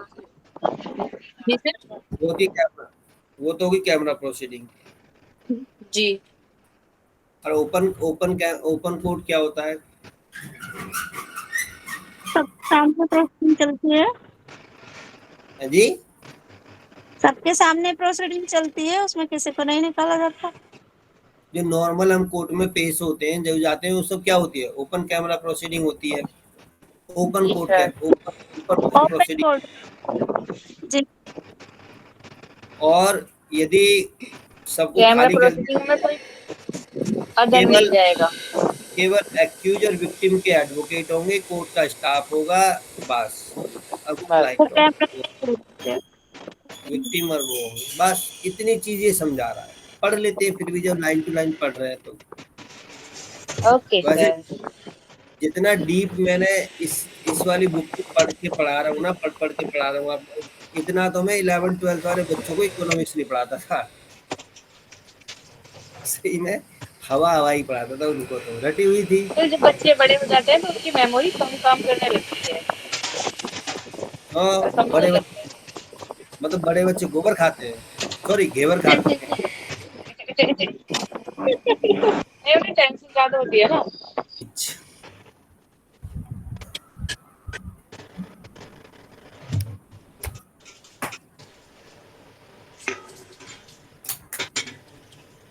कभी कभी तो बड़ा बढ़िया चलता है मेरा लैपटॉप। गर्मी की वजह से तो हर आदमी की हालत खराब है, लैपटॉप क्या करेगा बेचारा। पहले तो जब लैपटॉप, ये सॉरी लैपटॉप तो आए भी नहीं, कंप्यूटर प्रिसाइडिंग ऑफिसर होते हैं, कोई भी जो केस होता है ना, नॉर्मल जो चलेगा, ओपन कोर्ट होता है। उसमें क्या होता है, कोई भी आ सकता है, कोई भी जा सकता है कोर्ट के अंदर। जनरल पर्सन भी आ सकता है, नहीं ना, पब्लिक लिखा ना, court to which the public generally may have access for so far the same can be convenient for contain them, उसको कहते हैं हम ओपन कोर्ट, जहां पर कोई भी आता जाता रहता है। हाई कोर्ट सुप्रीम कोर्ट है, उनकी एक्सेस जो कोई भी यूट्यूब पे देख सकता है। सारे हाई कोर्टों की नहीं, Gujarat high court, Mumbai sorry Bihar high court, ये दोनों क्या है, लाइव चलते हैं यूट्यूब पे। और सुप्रीम कोर्ट भी यूट्यूब पे लाइव चलता है। और जैसे दिल्ली हाई कोर्ट हो गया, दिल्ली के डिस्ट्रिक्ट कोर्ट्स हो गए, और बाकी जो अदर कोर्ट है उनके लिंक हैं सारे। लिंक पे जाओ, क्लिक करो, और आप पूरी प्रोसीडिंग देख सकते हो। आपसे कोई भी जज, कोर्ट का स्टाफ कुछ नहीं बोलेगा। दिल्ली के आप किसी भी कोर्ट का एक्सेस ले सकते हो, लिंक दे रखे हैं, वेबसाइट पे होते हैं लिंक। वो लिंक पे क्लिक करो, ऐप होता है, उस पर आप पूरे अपने घर में बैठ के दिल्ली के किसी भी कोर्ट की प्रोसीडिंग देख सकते हो आप, डिस्ट्रिक्ट कोर्ट की भी। फ्री ऑफ कॉस्ट है ये, कि दिल्ली के कोर्टों में कैसे प्रोसीडिंग होती है, कैसे बोलते हैं सारे। लेकिन तुम्हें फोटो दिखाई देगी जज की, या कोई वकील ऑनलाइन जुड़ रहा होगा तो उस वकील साहब जो उसका आइटम नंबर आता है तब, अदरवाइज जज की ही फोटो, आवाज सबकी आती जाती रहती है। ठीक है, तो वो होता है हमारा ओपन कोर्ट। और यदि इन्होंने क्या बोला कि ये सेक्शन है सेकंड पॉइंट में, कोई भी महिलाओं से रिलेटेड, रेप से रिलेटेड कोई ऑफेंस है, 64, 66, 67, 68 ये भी दे रखे हैं ना सेक्शन जो दे रखे हैं, इनमें यदि, और पोक्सो एक्ट ये वाले दे रखे हैं, है ना, ये 4, 6, 8, 10 में, तो इनकी जो होगी कैमरा प्रोसीडिंग होती है। और कैमरा प्रोसीडिंग में आपको मैंने पहले समझा दिया था, ठीक है, वो नॉर्मल या पब्लिक जो जनरली होती है वो एक्सेस उसको नहीं कर सकती है, ठीक है। इसका नाम भी दे दिया है camera trial shall be conducted the women जज एंड मजिस्ट्रेट। जो मजिस्ट्रेट होगा वो भी वोमेन होगी, जो जज होगी वो भी वही। जज का मतलब हो गया कोर्ट ऑफ सेशन, मजिस्ट्रेट का मतलब हो गया चीफ जुडिशियल मजिस्ट्रेट है, जुडिशियल मजिस्ट्रेट फर्स्ट क्लास है, या जुडिशियल मजिस्ट्रेट सेकंड। भाई इतना रटवा दिया ये तो तुम्हें, उसके बाद भी तुम्हें नहीं रटेंगे तो भाई साहब नाम बेकार रट गए सर, रट गए। ठीक है जी। Third, where any proceeding are held under the section subsection 2, ये वाला ऊपर वाला, it shall not be lawful any person to print and publish। हाँ यही है, यदि तुम्हारा ये महिलाओं से रिलेटेड है ना ऑफेंस, ये वाला जो 2 वाला सेक्शन है, ये कोई भी कंटेंट, कोर्ट का कोई डिसीजन, जर्नल, कोई टिप्पणी है, उसको आप किसी न्यूज़पेपर में, सोशल मीडिया पर कहीं भी पब्लिश नहीं कर सकते।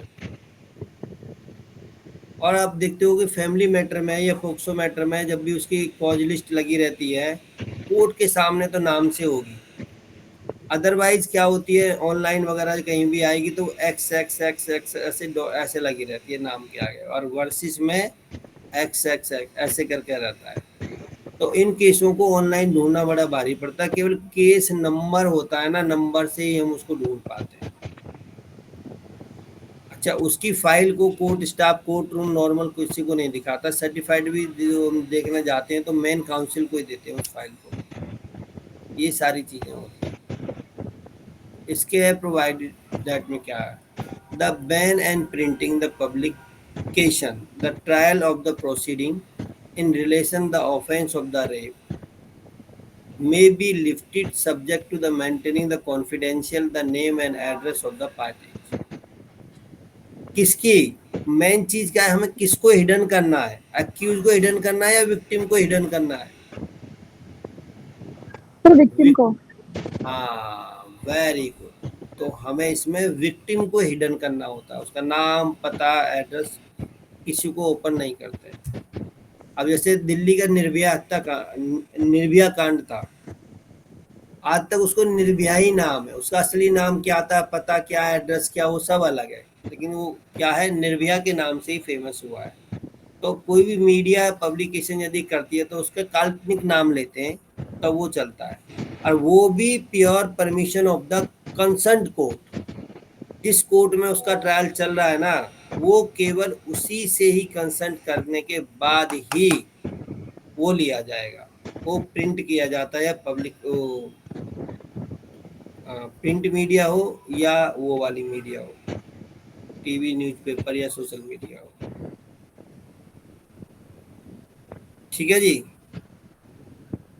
इन दिस वे ये हमारा चैप्टर हो जाता है कंप्लीट।